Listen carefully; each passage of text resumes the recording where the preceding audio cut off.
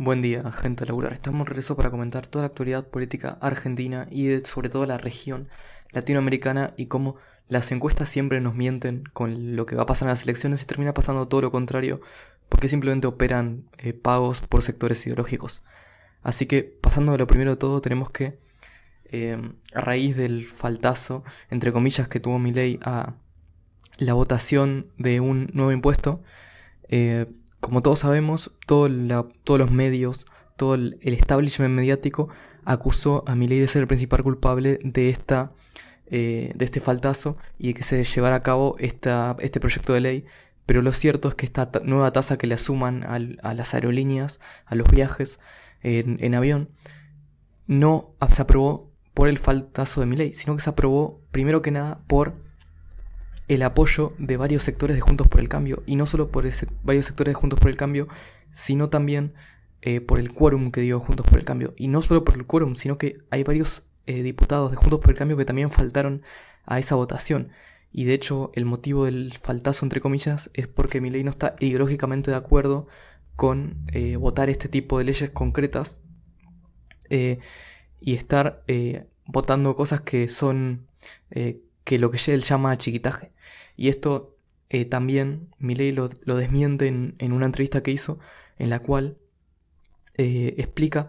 cómo es que esto no es que lo vota a favor, no es que falta por apoyar a Urnequian en el tema de las aerolíneas, que él antes trabajaba para Urnequian, y no es por eso. De hecho, esto perjudica a Urnequian porque le baja la demanda que tiene a los pasajes y termina haciendo que tenga menos ganancias, por lo cual no tiene ningún sentido la acusación que se le intenta hacer. Y por esto tenemos que acá Clarín menciona que hay una discusión de Mabeles cómo justificó Victoria Villarruel el faltazo al Congreso. Y básicamente explica lo que acabo de enseñar, que se le pega a Milei de más por esto concreto a Píparo y a diferentes sectores que pegaron este faltazo, y no se le acusa a los que de Juntos por el Cambio que dieron quórum y que estuvieron a favor de esto. Es una hipocresía total. Y por esto podemos hablar, por ejemplo, que Patricia Bullrich ataca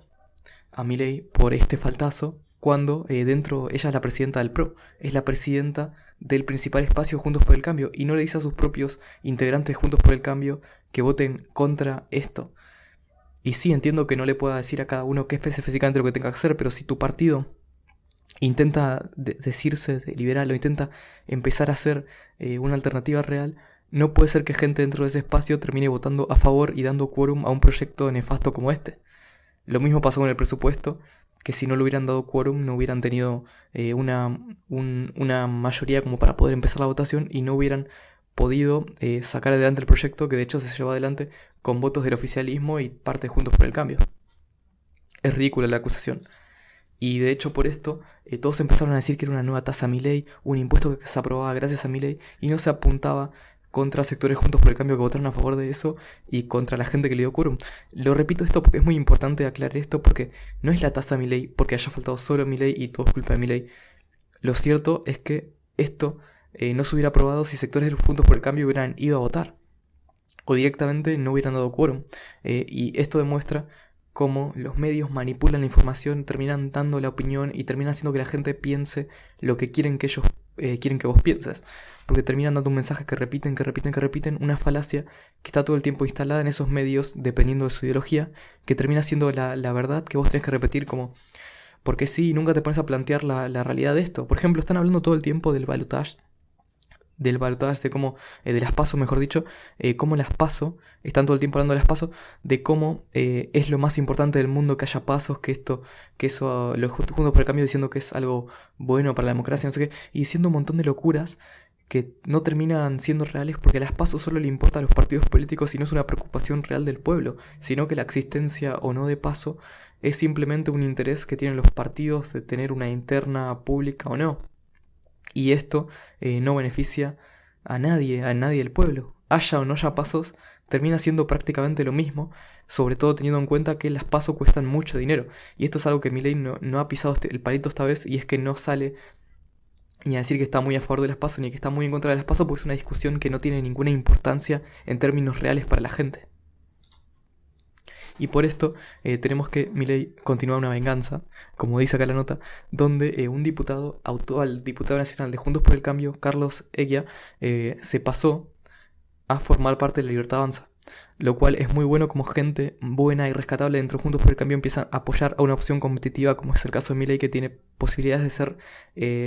electa como primera o segunda fuerza en las próximas elecciones, lo cual podría hacer que llegue a un balotaje. Y por esto, aparte, aumenta el armado nacional que tiene Milei, sobre todo en esta provincia de Neuquén, que como sabemos Milei tiene referentes en diferentes sectores, sobre todo Buenos Aires y alrededores, pero en Neuquén y en otras zonas quizás más del interior no tiene tampoco candidatos fuertes, y es bueno que empiece a tener estos candidatos que sean competitivos. Y por esto también se habla de una posibilidad de un 2015 de nuevo, que es que Milei sea como un juez, como tercera fuerza, como fue Massa en las elecciones de 2015, pero yo en lo personal no considero que sea así, porque la diferencia entre Massa y Milei es que las dos principales fuerzas que estuvieron en el 2015, tanto el kirchnerismo como el nuevo macrismo surgiendo en 2015, acumularon una cantidad de votos mayor en conjunto que la cantidad de votos actual que tienen en conjunto Juntos por el Cambio y el kirchnerismo. Por lo cual, Milei para mí sacará más votos incluso que Sergio Massa, inclusive para mí estará en una primera o segunda posición de las elecciones. Y para terminar con el tema de Milei, tenemos como Milei respondió a Larreta diciendo que está desesperado porque sabe que no va a ser presidente a raíz de las críticas que se le hizo por faltar y todo esto, ya que Larreta salió al cruce obviamente operando contra Milei.